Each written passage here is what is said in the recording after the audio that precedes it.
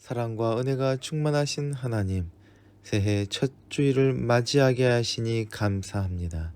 우리가 드리는 신년 주일 예배를 기쁘게 받아 주옵소서. 올해에는 저희 심령에 하나님을 향한 사랑이 더욱 깊어지게 하셔서 변함없는 믿음으로 주님만 예배하게 하옵소서. 새해에는 성도들이 드리는 기도에 응답하셔서 이 나라를 지켜주시고 이 땅을 뒤덮은 재앙을 거두어 주시며 남과 북이 하나 되는 날을 앞당겨 주옵소서. 이 시간 성령 하나님께서 우리와 함께 하여 주시기를 조용히 간구합시다.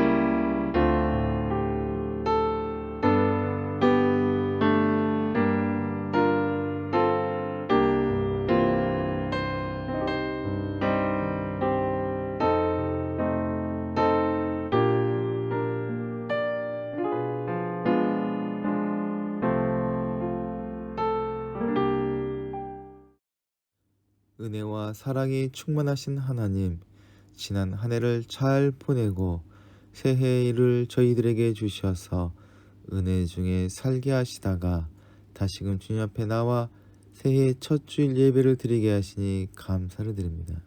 새로운 해에는 우리의 모든 것이 새로워지게 하여 주시옵소서. 주님의 제자로 살아가는 삶에 다시 한번 열심을 내게 하여 주시옵고, 냉소로 일관하는 우리가 순수한 아기 예수님을 닮은 모습으로 다시 태어나게 하여 주옵소서. 주님께서 시작하신 모든 새로움의 역사를 우리를 통해서 이루어지게 하여 주시옵소서. 새해를 맞이하게 하시고 소망 중에 첫 주일을 지키게 해주신 하나님, 흐르는 시간을 따라서 새해를 맞이하였으나 저희 심령은 여전히 옛사람 그대로입니다. 유혹의 욕심을 따라 썩어가는 구습을 추구하고 있으며 향락과 정욕을 꺼내내지 못한 채 예배의 자리에 서 있습니다.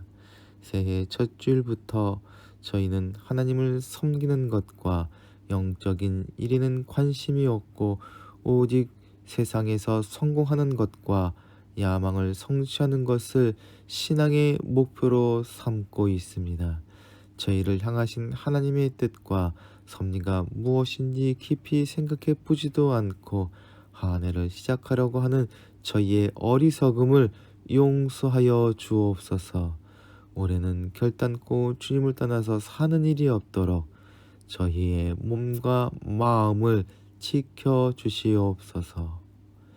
시간의 주인이신 주님께 간구하오니 저희에게 주어진 날을 헤아리는 지혜를 주옵소서. 지나친 욕심을 부리기보다는 한계를 인정하고 겸손과 절제를 실천하게 하옵소서. 너무 큰 목표나 이상을 떠버리며 살기보다는 묵묵히 주어진 삶에 충실하게 하옵소서. 그러나 우리가 또한 영원을 소망하며 살아가는 존재임을 기억하게 하여 주시옵소서. 그래서 매일의 삶을 그냥 흘러보내지 않고 소중하고 의미 있게 채워갈 수 있도록 우리에게 하늘의 지혜를 더하여 주옵소서. 또한 언젠가 주님의 심판대 앞에 설 것을 기억하며 오늘 우리 이웃들과 함께 더불어 충만한 일상을 살아가게 하여 주시옵소서. 생명의 주인이신 주님, 2년이 지나도록 온 세계와 저희 일상을 뒤흔들고 있는 팬데믹의 시간을 저희가 잘 견디고 극복할 수 있도록 인도하여 주시옵소서. 병든 이들을 속히 치유하여 주시고 수고하는 의료진과 방역당국에게 새 힘을 주시옵소서. 경제 활동의 위축으로 힘들어하는 자영업자들과 소상공인들을 돌봐 주시옵소서. 일상생활이나 종교 활동에서도 방역 지침이 잘 지켜지게 하시며 어렵고 힘든 이 고난의 시간들을 인내로 잘 이겨낼 수 있도록 인도하여 주시옵소서. 이한 공동체를 인도하시는 주님, 새해를 맞이하여 소망 가운데 예배의 자리로 나온 이한 공동체 식구들에게 은혜를 더하여 주시되 말씀 속에서 지혜를, 기도 가운데서 능력을 채워 주옵소서. 진행하는 학업 위에 지혜를 더하시고 물질도 풍성히 채워주시사 감사와 찬양으로 새해를 맞이하게 하여 주시옵소서. 주님의 인도하신 가운데 세워진 문봉 책방소에 복을 내려 주시옵소서. 아름다운 소문이 퍼지게 하시고 소문을 따라온 손님들마다 만족과 생명을 누리게 하여 주시옵소서. 우리 구주 예수 그리스도의 이름으로 기도하옵나이다. 아멘.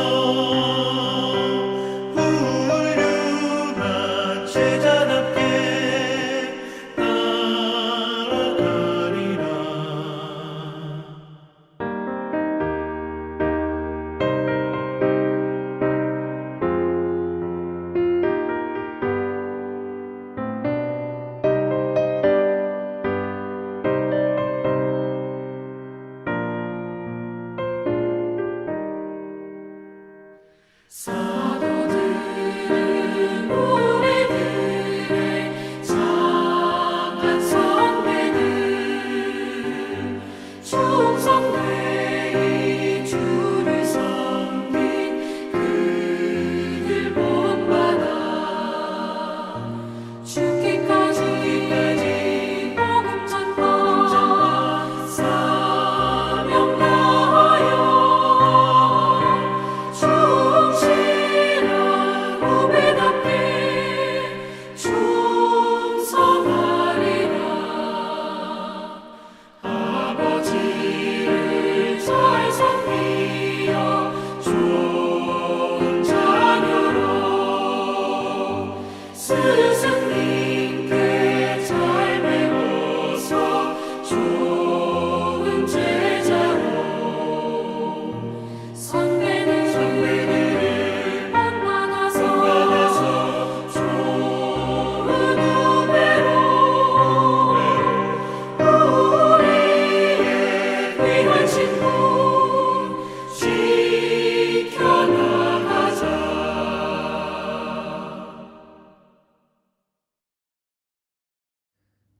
우리에게 주시는 하나님의 말씀은 요한복음 1장 10절부터 18절까지의 말씀입니다.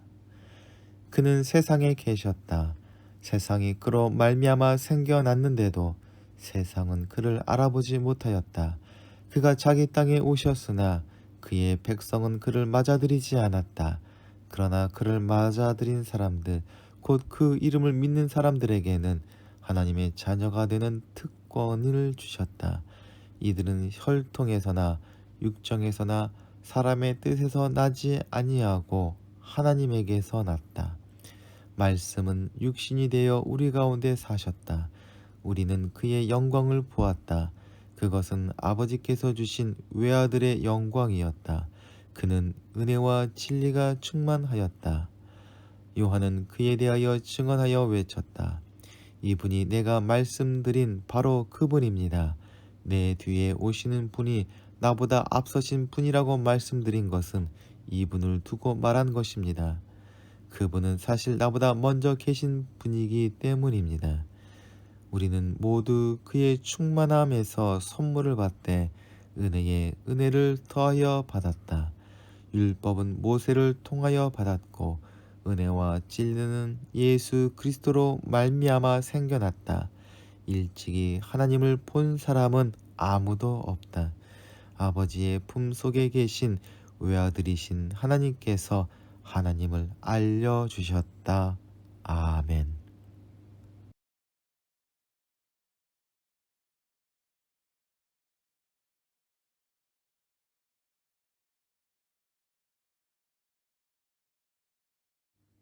오늘은 2022년을 새롭게 시작하는 신년 주일입니다. 아울러 떠들썩한 축제 시간이었던 성탄절기를 마무리하는 주연절이 끼어있는 주간입니다. 하지만 팬데믹으로 인해서 어수선하고 사람들의 시선과 생각이 새로운 대통령을 뽑는 선거에 집중되어 있는 때라 축제의 분위기는 많이 없습니다. 그래도 성탄절기가 가지고 있는 분주함 속에서 그리스도인들이 놓치지 않고 붙잡아야 할 사도 요한의 이야기가 있습니다. 대림절로부터 시작되어 성탄절을 지나면서 설렘과 축제의 시간들을 우리는 보냈습니다. 이 시간을 좀 더 즐겁고 의미 있게 누리기 위해서 많은 성탄 장식과 준비들을 합니다. 그리고 뜻깊은 성탄절을 위해서 최선을 다해 여러 가지 행사들과 활동들을 준비하고 진행하고 치러냅니다. 또한 감격스럽게 성탄절 예배를 드리고 소망 가운데 한 해를 마무리하고 새로운 해를 여는 송구영신 예배까지 드렸습니다. 이제 모든 흥분된 시간들을 끝내고 일상으로 돌아가야 하는 때가 되었습니다. 그러나 일상으로 돌아가기에 앞서 아직 이야기하지 않은 채 남아있는 물음이 있습니다. 이 모든 시간들과 노력과 예배가 무엇을 위한 것이었는가 하는 질문입니다. 그것은 우리 가운데 오신 예수님은 도대체 누구이신가 라는 질문으로 이어질 수밖에 없습니다. 아기 예수님이 태어나셨다는 역사적 사건에 대해서 신학적 대답이 성육신입니다. 즉 하나님이 사람이 되셨다는 것입니다. 성육신은 매우 어려운 이야기거니와 당시 그리스 철학에서도 이해할 수 없는 어리석은 헛소리입니다.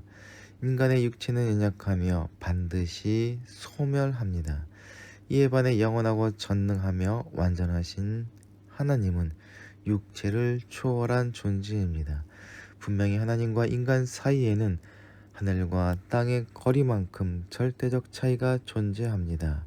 하늘과 땅이 만날 수 없는 것처럼 인간이 신이 될 수 없으며 또 신이 인간이 될 수 없습니다.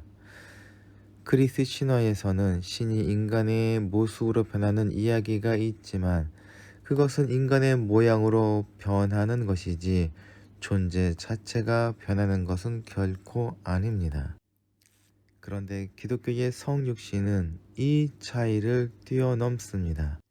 하나님이 인간이 된다는 것은 죽을 수 없는 신이 죽는 존재가 되었다는 것이며, 이것이 말씀이 육신이 되셨다는 성육신의 모순입니다. 예수님이 태어나셨다는 것은 하나님이 사람이 되셨다는 것입니다. 이것이 복음의 핵심입니다. 사도 요한이 쓴 복음서에서 매우 중요한 주제입니다. 하나님이 사람이 되셨다는 것이 무엇을 의미하는지 끊임없이 이야기하는 것이 요한복음의 주제입니다. 그래서 요한복음에는 예수님은 누구신지 계속 이야기됩니다. 예수님은 길이요 진리요 생명이시고 양의 문이시며 하늘로부터 내려온 생명의 떡 등등, 예수님이 누구신지에 관해서 이야기합니다. 이런 맥락 속에서 사도 요한은 예수님의 탄생 이야기 또한 다르게 이야기합니다. 사도 요한은 예수님에 관한 이야기를 시작하면서 아기 예수님의 탄생을 이야기하지 않습니다. 베들레헴의 구유도, 천사와 별의 이야기도, 목자와 동방 박사도 없습니다. 사도 요한은 아주 다른 이야기로 예수님의 오심을 이야기하고 있습니다. 사도 요한은 이방 사람들에게 예수님을 소개하면서 그들에게 익숙한 로고스, 즉 말씀이라는 개념으로 예수님을 설명합니다. 로고스라는 단어는 너무나도 복잡하고 방대한 주제입니다. 그리스 철학에서 이 단어는 모든 사물의 존재를 규정하고 통제하는 보편적 원리나 법칙, 즉 태어나고 사라지는 존재들을 초월하는 근원적인 존재라는 의미를 가지고 있습니다. 신학교에서 배울 때 이 말씀이라는 단어, 즉 로고스를 도로 생각하는 것이 차라리 낫다고 들은 적이 있습니다. 요한은 로고스, 즉 말씀, 혹은 도라는 이 단어를 가지고 하나님을 이야기합니다. 예수님의 탄생이란 도, 로고스, 즉 말씀이 사람이 되었다는 것입니다. 하나님이 사람이 되셨다는 것을 생각할 때에 놀이터에 있는 놀이기구 중에서 시소를 떠올려 보면 좋을 것 같습니다. 시소는 한쪽이 올라가기 위해서 반대쪽은 내려가야 합니다. 하나님은 자신이 내려오심으로 사람을 올리셨고, 즉 하나님은 사람을 구원하기 위해서 이 땅에 내려오셨습니다. 사도 요한은 예수님이 말씀이심을 선언합니다. 그리고 태초부터 말씀이신 예수님이 하나님과 함께 계셨음을 강조합니다. 말씀으로 말미암아 온 우주가 창조되었음을 노래하며 요한복음은 시작합니다. 하나님의 선하신 창조 속에는 주님의 사랑과 의지가 그리고 순종이 들어 있습니다. 그렇게 세상 사람들은 창조주 되신 하나님을 찬양하고 그를 알아봐야 합니다. 마치 예술가의 작품 속에는 예술가만의 독특한 특징과 기법이 있어 작품을 바라보는 사람들이 그것이 누가 만든 작품인지를 한눈에 알아볼 수 있는 것과 마찬가지로 말입니다. 그러나 세상이 창조하신 하나님과 분리되어 타락하였을 때에 죄의 종노릇하게 되었습니다. 죄의 메인 사람들은 창조 세계의 아름다운 질서들을 하나씩 허물어뜨렸습니다. 그래서 마침내 하나님과 상관없는 존재들이 되어 하나님의 뜻과 상관없는 삶을 살면서 하나님을 잊어버리게 되었습니다. 그래서 하나님이 이 땅 가운데 오셨음에도 하나님을 알아보지 못하는 비극이 벌어지고 만 것입니다. 하나님께서는 죄로 타락해버린 세상을 포기하지 않으시고 회복하시기 위해서 수많은 예언자들을 세우셨습니다. 그들은 하나님의 진노와 심판을 외치면서 사람들이 하나님께로 돌아오게 하기 위해 애를 썼습니다. 그러나 선지자들의 노력에도 사람들은 여전히 하나님을 외면한 채 자신들의 욕망에 사로잡혀 죄악된 삶을 포기하지 못했습니다. 그리고 사람들의 죄악이 가득하여 쳤을 때에 하나님께서 직접 이 땅에 찾아오셨습니다. 즉 말씀이 사람이 되셨습니다. 우리가 기억해야 될 것은 말씀이 육신이 되셨다는 것은 단순히 자리를 이동했다는 것이 아니라 자기를 낮추셨다는 것을 의미합니다.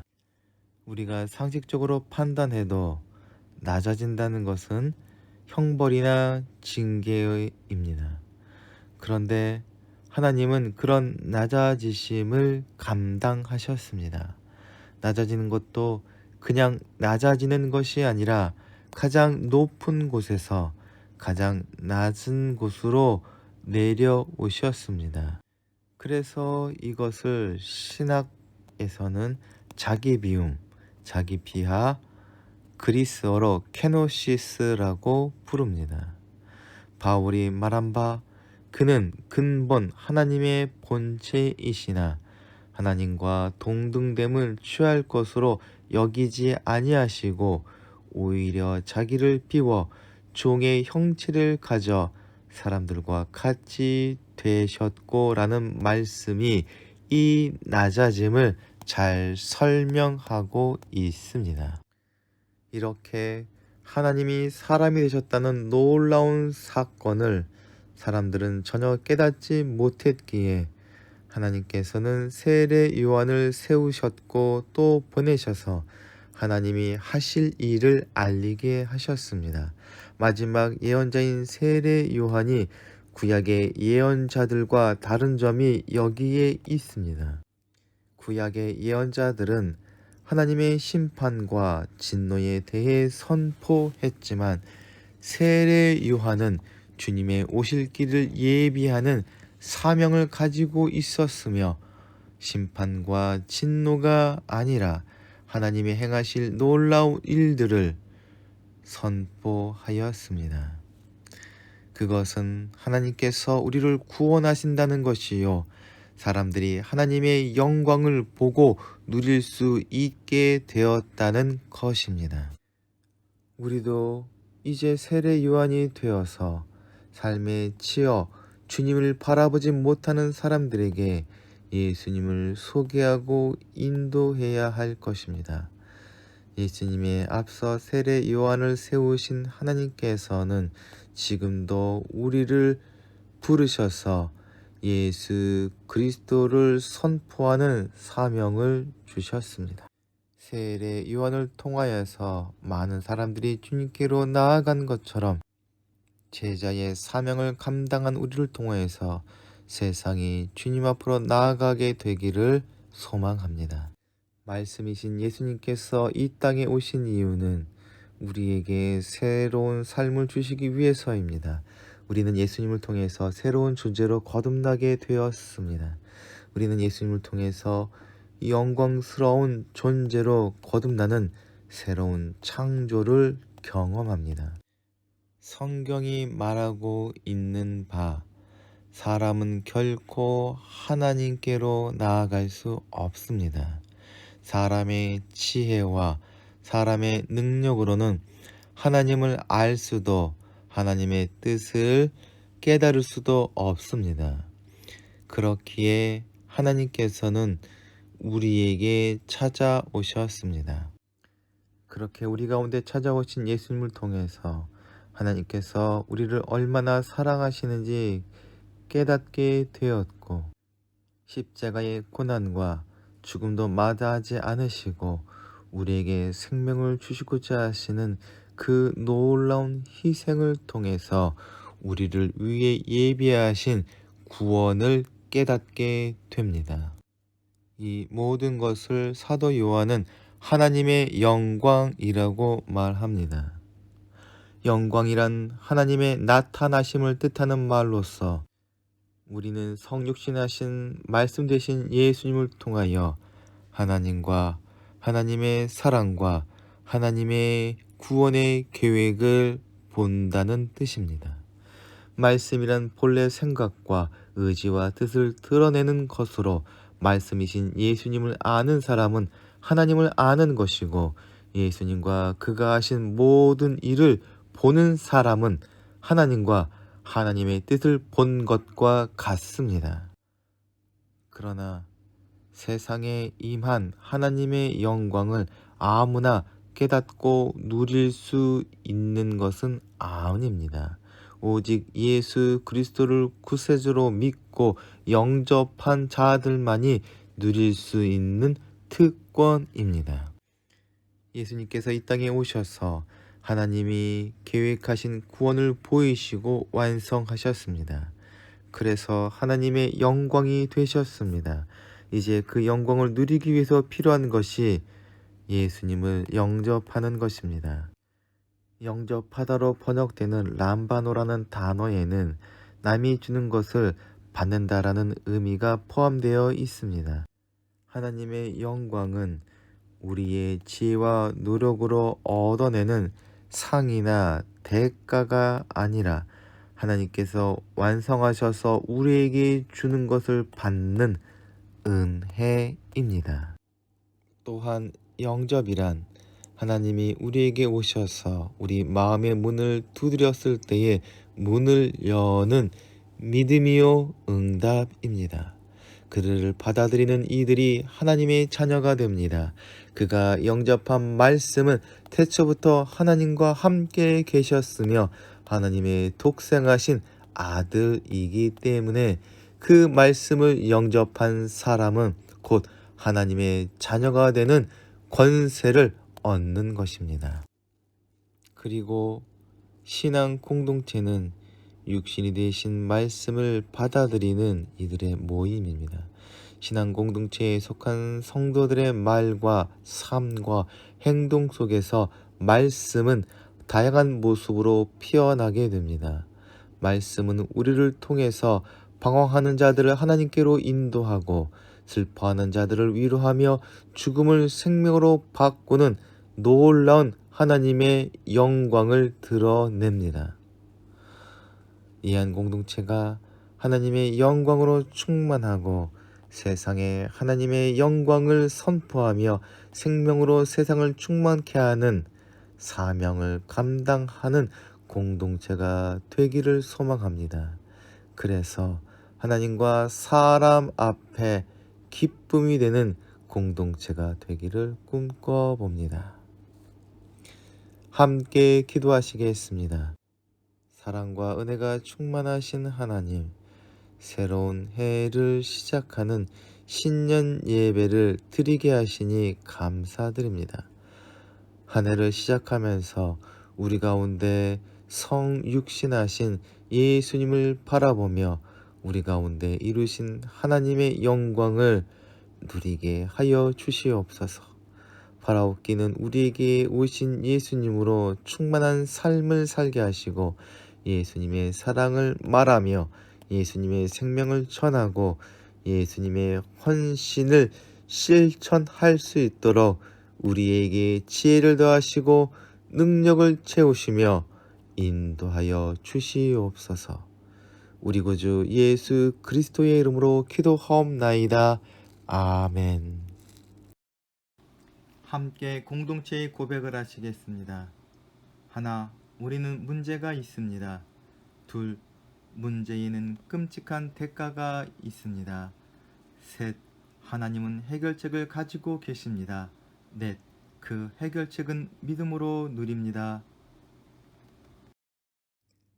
지금은 저희를 위해 이 땅에 오신 예수 그리스도의 은혜와 독생자까지 내어주신 아버지 하나님의 사랑과 날마다 저희를 인도하시는 성령님의 역사가 이 시간 사랑하는 이한 공동체의 식구들과 그 가정과 생업 위에 지금부터 영원토록 함께 하시기를 간절히 축원하옵나이다. 아멘.